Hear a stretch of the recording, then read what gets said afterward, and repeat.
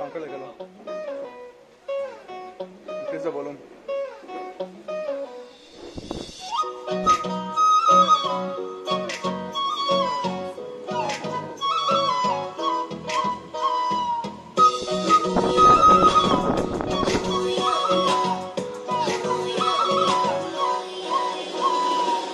Chỉ कारण sang chiến thắng thì mây mù mù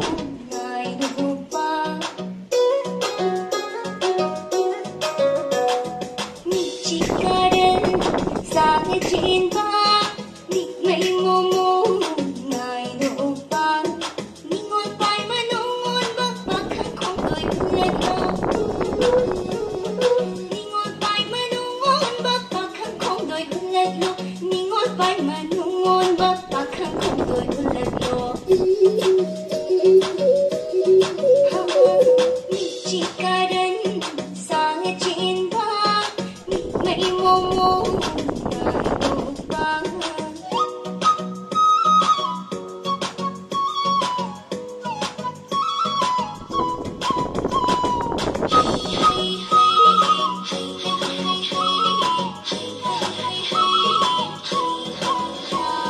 chỉ ngại đời vì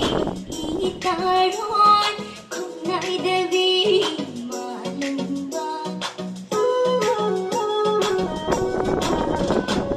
chỉ ngại đời vì ý ta rồi không ngại đời vì mà lần ba một ngày con cháu về kiếm ông mà con quay nhiều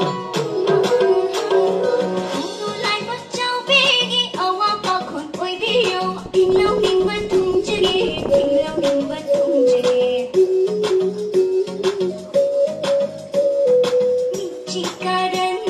sang chiến thắng mây mù mù ngài đủ ba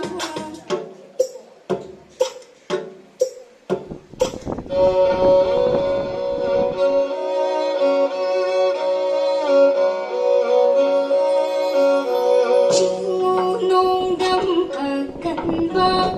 nung siwa sa tim simba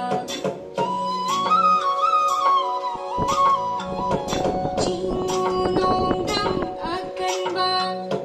nung siwa sa tim simba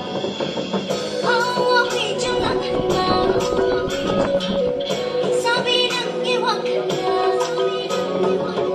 awak trong lòng hành ba sabi ng iwak na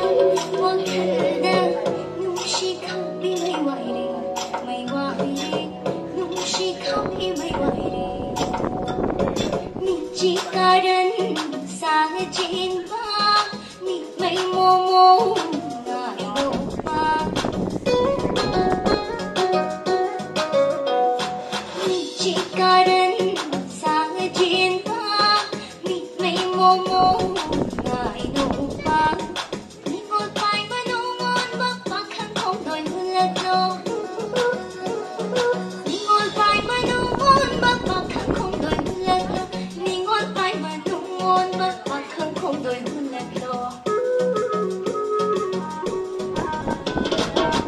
chỉ कारण sang chiến thắng mây mù mù ngài đủ ba